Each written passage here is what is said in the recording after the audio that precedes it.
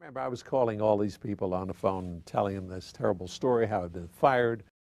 And then Bernie called Ken Langone. It was one of the happiest days of my life.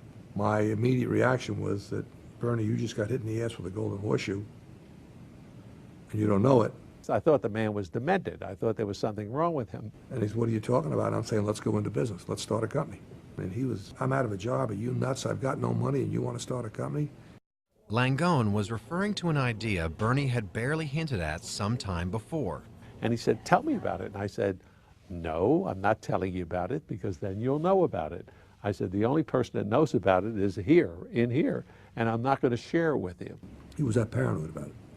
The idea, Bernie claimed, would make every home improvement company obsolete, including Handy Dan. I don't know what the hell you're talking about, but let's do it. Because if it's that good and it's that dangerous, let it be ours. Around this time, a friend told Bernie to go check out HomeCo, a giant building materials store run by a guy named Pat Farah. He came over and took a look at it and walked in and he goes, you know, this is it. This is what we need to do. That's because HomeCo was Bernie's dangerous idea come to life. Cheap prices, great service. Our associates wore T-shirts and shorts and running shoes. And got to help them if I didn't see them running to the next customer, from customer to customer to customer. Pat's the greatest merchant I've ever worked with in my life. I mean, he was a genius. And early on, we said we had to get this guy. Fortunately for us, he went broke in that business, and he was available. Bernie and Arthur and Ken came along and literally changed my life. And the new company they were about to form would change an industry. They had the name nailed down. Now it was time to find out if their vision would measure up. Pouring in by trains and trucks, tons of new merchandise for the spectacular grand opening of Atlanta's first do-it-yourself warehouses, the Home Depot. 14 months after being shown the door at Handy Dan, Bernie Marcus and Arthur Blank were getting ready to throw open their own doors. Nobody knew it yet, but June 22nd, 1979 would be a red-letter day, or maybe orange-letter day, in a national shift towards self-reliance for millions of homeowners. The do-it-yourself economy was just forming, was just beginning, and these guys just tapped into a nascent trend. Nobody was equipped to do it. Number one, they didn't know how. Number two, the product wasn't available to them. It was controlled by the plumber, the electrician. Depot was telling people, yes, you can build an extension onto your home. Yes, you can build a deck. Yes, you could put in new flooring. But in the spring of '79, Bernie and Arthur were a long way from feeling like trendsetters. With Pat Farah, their merchandising wizard, they all moved to Atlanta, and now we're just trying to stay afloat until opening day. We all moved here. We knew nobody. And we had no family, no support group. All we had was each other. First order of business, making sure their brand new store had the right look and feel. Let's make it bigger. Let's make it more attractive. Let's make it a place, a destination. They walk into the store, you're overwhelmed with product, overwhelmed with low prices, overwhelmed with great service, overwhelmed with everything. But that only worked if they could actually pay for the merchandise. We didn't have much money in the bank. We had great difficulty buying product because most of the people didn't want to sell us. The balance sheet was slim, to say the least. The image wasn't right, so we figured, well, how do we fill it up? Farah's answer, fake it for now. I contacted one of our suppliers and said, how many empty boxes do you have? They provided us about 3,000 boxes, just empty boxes. And we put them all together, put them up in the overheads to make it look like we were just so jam-packed. It was just unbelievable. We had a stack of, 2,000 paint cans stacked up way up high in the ceiling. Out of the 2,000, I think maybe 300 were full of paint. The rest were all empty. But we had to give the cans back, ultimately. The store was just about ready. The shelves were full, sort of. And back then, there was enough unpainted furniture to furnish Georgia. Outside, the big, bright, blaze orange sign was hard to miss if you happened to be in the neighborhood. But what about reaching the rest of Atlanta? The grand opening was scheduled for Friday morning. For that Thursday, Bernie placed a full 2-page ad in the Journal-Constitution. They didn't run it. The newspaper never ran it.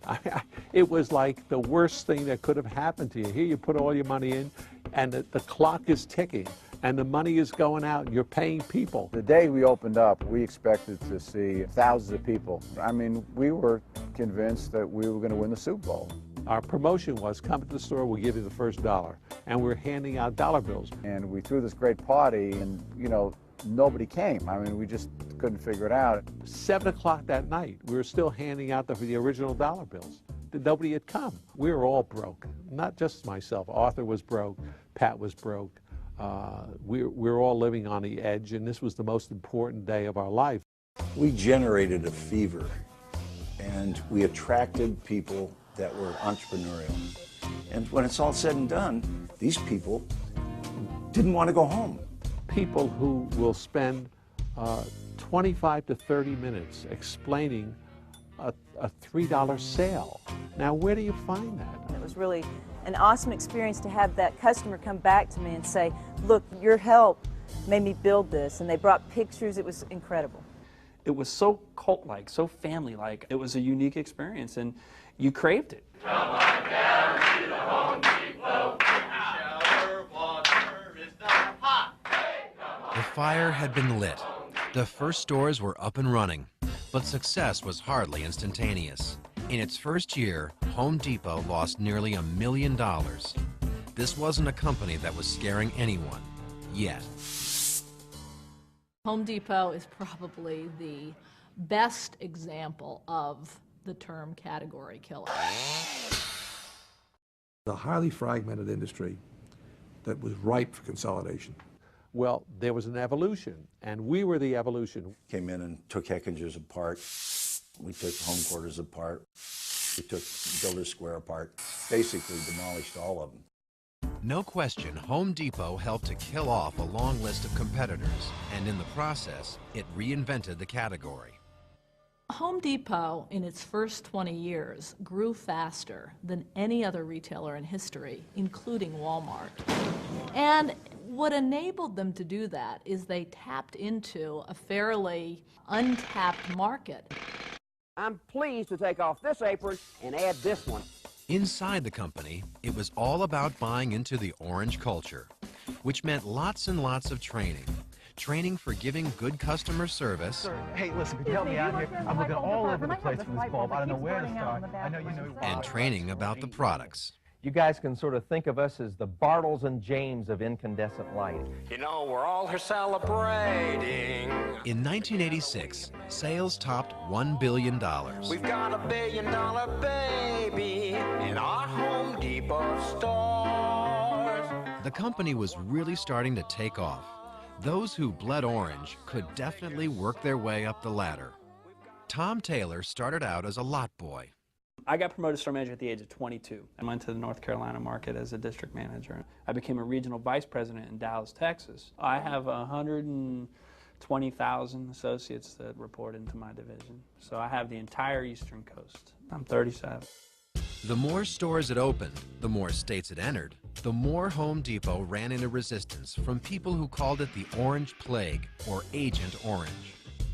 Towns and organizations fought the spread of commercial sprawl and the threat Home Depot posed to smaller local companies. Bernie Marcus will have none of it. The well-run, competent, small mom-and-pop store is going to survive if they know what they're doing, if they know how to take care of their customers, if they find the niche that they can sell to. The ones that we put out of business were incompetent. They were the weak ones that had to go, and in retailing, that's the way it goes. Good job, man. Good job. Good seeing you. Proud of its achievements, caught up in its own drive for dominance, Home Depot didn't notice that some major challenges were closing in fast.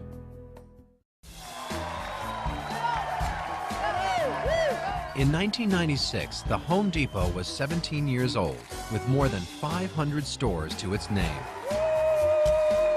and feeling like the coolest and toughest kid in high school. Year after year, Fortune named it one of America's most admired retailers, and its competitors knew they had finally met the 800-pound gorilla.